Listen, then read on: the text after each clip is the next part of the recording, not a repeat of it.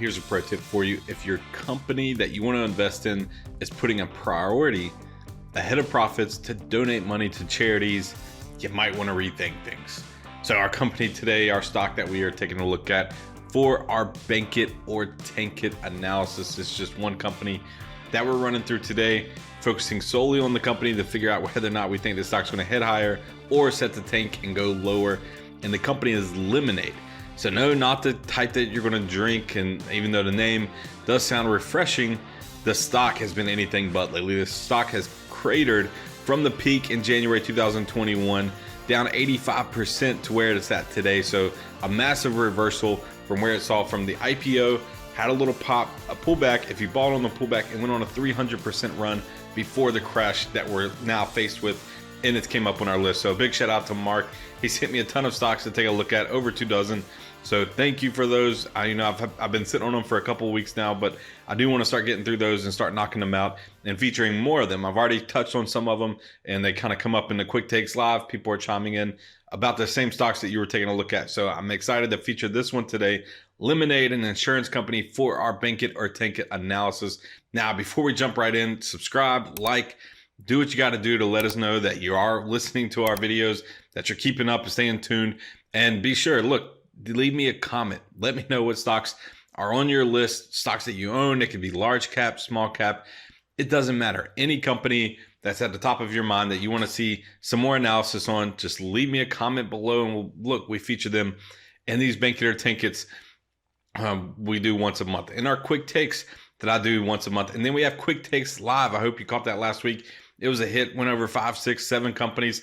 I can't even remember, but there are several stocks that we were able to run through there in a short time frame live that people were dropping into the chat. So be sure to join us next month when we do another quick takes live. And you get those via True Options Masters. So stay tuned for that email to jump into our next live video that we do. But I just want you to know that any stocks that you leave on this video, on my older videos that you send in emails, I'm adding them to a list, and I continue to feature them every single week. On Thursday here at True Options Masters, we're talking about my bank it or tank it analysis on stocks every single week, whether it's in a video format, whether it's like our bank it or tank it today on just one stock. We'll do another quick takes next week on multiple stocks. So we're covering a lot of companies, a lot of ticker symbols. Just keep sending them in so that way we can stay on top of things and make sure that we're getting you the analysis that you're looking for companies that are important to you. So today we're diving into Lemonade. So let's start with the key stats. So this chart always has the net income and total revenues, and it's a great comparison of just how things are going for the stock. Revenues is top of the line, net income's bottom of the line, profits, and we want to compare those. And typically you want to see both of these trending in the same direction. But what we have here with Lemonade, which is an insurance company, and they're trying to disrupt the insurance industry. So we're seeing their revenues climb from basically nothing here back in 2017 on a steady exponential growth there to the upside. So very strong revenue growth heading higher, but you can see the net income, they're not even profitable on the net income side yet. And when you have a company like this, Lemonade, it's a publicly traded company that has shareholders. And right here on their website, I'll pull up the image. Look, they show you where their money's going to. They have a flat fee to run everything. Supposedly, apparently it's not getting the job done because they're not turning a profit. They say that they pay claims super fast. That's the largest piece of their pie there. And then a small slice, if there's money left over, we give it back to causes. So this is front and center on their website. So they're making a big deal about the fact that they're giving money back to charity, that they're willing to donate money, and they just need this small flat fee to basically run everything, run their business, make profits, keep shareholders happy. But when we look at their net income, they're simply not getting the job done right now. They're not turning a profit. That small flat fee is not covering costs for the company. So that could be an issue going forward. You can see that they're in 2022 for the full year expectations out to 2023, 2024. We're looking from the bottom this year and then climb higher out of this, but still resulting in a loss. They're still not a profitable company. So it's hard for me to see that, you're focusing on sending money to charities when you're not turning a profit for your business, for your shareholders. And as a result, their stock has crumbled. They came into a lot of fanfare, a lot of hype at the beginning. They were caught up in the run up in 2020, that bubble type move. And that was very positive for the stock. And then everything just cratered. It went from a $180 per share stock down to in the 20s today. So a big reversal from where things were. But we're going to keep breaking this down. That's the key stats. A little alarming there to understand that the net income is so weak. Next, we want to look at some quick comps. So we're pulling up the comparable companies. These are other insurance companies, some smaller caps, some larger caps. So we got a nice mix here because we can see Lemonade's just 1.4 billion on the market cap compared to Progressive 65 billion, Allstate 39 billion. So some large insurance companies, the giants, if you will, in there. And then some of the smaller cap ones, Metro Miles only 147 million, so a much smaller cap stock there to take a look at. And this just sets the stage, though, that this is a smaller cap insurance stocks expected to see more volatility. We look at the revenues there, very strong revenue growth rate over the last 3 years, compound average annual growth rate, 78%. That's highest on here except for Root, which is a even smaller cap stock. So Root is doing better. They're averaging 99% revenue growth over the last 3 years. So enormous growth there for Root. Palomar Holdings, 50%, but Lemonade, our stock today at 78.7%, definitely in the higher end of these insurance stocks. And you can see that the ones that are seeing the big growth are the smaller cap names, the Travelers, the Allstate, and even Progressive. They were lucky to hit 12% there on growth. So these companies are trouncing their growth. They're eating into the market share there. They're not turning the profits just yet. That's what we see on the net income side. Doesn't have one because they're not turning profits over this time frame. So let's keep moving on. After these quick comps, we stay with looking at the comps, but now it's more of a sentiment reading. So we're looking at the price to earnings and comparing that. And we need positive earnings to have a price to earnings ratio. So we're not seeing that out of these smaller cap stocks. You see the large cap names averaging just about 11 to 30 times earnings, averaging between 10 and 30 times earnings. So right in the middle of that, it's 19.1 times earnings. So nothing extreme, nothing standing out there. Not going to be able to take anything away from that because we have negative earnings for Lemonade. The short interest, however, is large for Lemonade, 23.4%. You can see it's the highest on this list. Even some of these smaller cap stock names are not fetching anywhere near the same type of short interest. Even though these companies, if you put up Metro Mile, Root, these companies are all beaten down too, but they're trading for just $1 or $2 a share. So where Lemonade is different is that we're still above $20 a share. So maybe they see more room to the downside if you're shorting the stock. And that's why they're all piling into this one, basically on a bearish bet for these small cap names in the insurance industry and just focusing on this company to decline. Now, the thing with short interest, and the reason why we have it on here as a sentiment reading, is because it tells us that investors are bearish. But, since the GameStop short squeeze put short squeezes back on a map, that a lot of investors are targeting companies like Lemonade, where you see that they have a high short interest ratios. 23.4% of the shares outstanding are all sold short.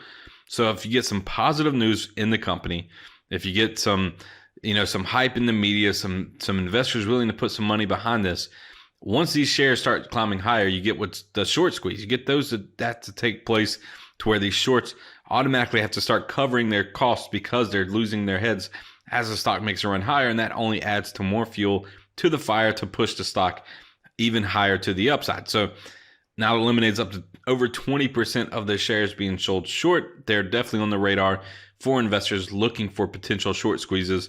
And I think we may be getting closer on Lemonade. We'll see when we pull up the chart. I'll show you what I'm talking about. But for today, just know that short interest, it is a bearish sentiment reading, but it kind of gets reversed nowadays because of the short squeeze idea and just the simple fact that any day, even though that it is fallen 90, 80% over the last year and a half, if we get a short squeeze, this thing can run 150%, 100%, even 200%. We've seen these things run even hotter than that with this kind of market environment that we're in. So we know that this is something to maybe keep an eye on going forward, watching the short interest if this goes lower or higher in the months ahead. But the average broker recommendation here is just basically the analyst rating on a buy or hold, with a 1 being a strong buy, a 5 being a strong sell. So you can see we're on the tail end of that.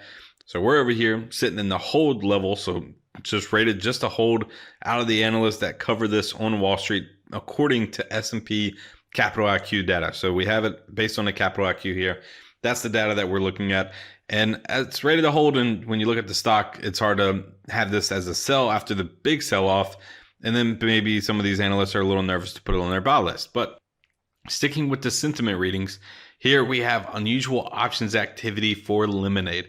Now, that's just something we've been featuring here in 2022, but I think it's a great element to add to our bank ticket analysis. So we're looking at the options activity here just in April, and the main ones that we're looking at are on April 5th. We had over $1 million there on April 5th of the 25 puts expiring in June, but they also laid out 565,000 and another 276,000, so totaling almost 2 million there on bearish bets that Lemonade will fall by June 17th. Again, they put this on April 5th, so when we get to the price chart, you'll be able to see that this stock's already pulling back a little bit, but it goes to show that this is still the big sentiment for the stock. We're seeing unusual options activity come in on the put side. Even though the stock's already down 85%, they're betting on it to fall more, and they're willing to put almost 2 million on the line on a pretty aggressive bet that that's the case. So that's our unusual options activity. Now let's pull up the price chart and bring it all together and see how things are shaping up. So we want to start with the big picture before we zoom in on this April 5th unusual options activity and what's happening more recently. This is the whole time frame for the stock because it just IPO'd there in July 2020. But on this IPO day, it opened around $50, ran all the way up to 70. So a big move on its open, and that's a lot of times they open higher and they kind of hover around that level. So this one opened and then ran higher. So that was great to see. People were able to get in around $50 just at the open market and then see the run higher.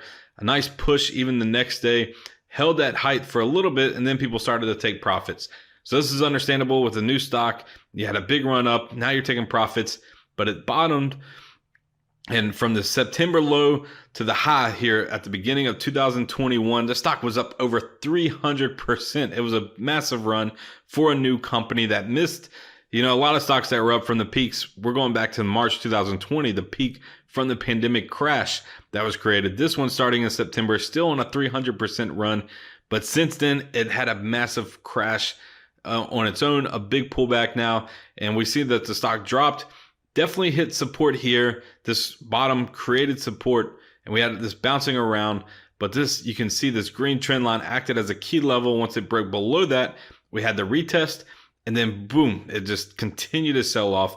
Nice steady downtrend. This was a tight downtrend channel that was broke, but it's so narrow, so tight that it's going to be broken at some point. Not that big of a deal to see it break that. But I like that we can connect the tops here all the way back to 2021. So I think this red resistance level is key. It is important, something that we want to keep an eye on. And seeing that it broke above that, that was great news. Now we have the short squeeze at play. We have unusual options activity at play.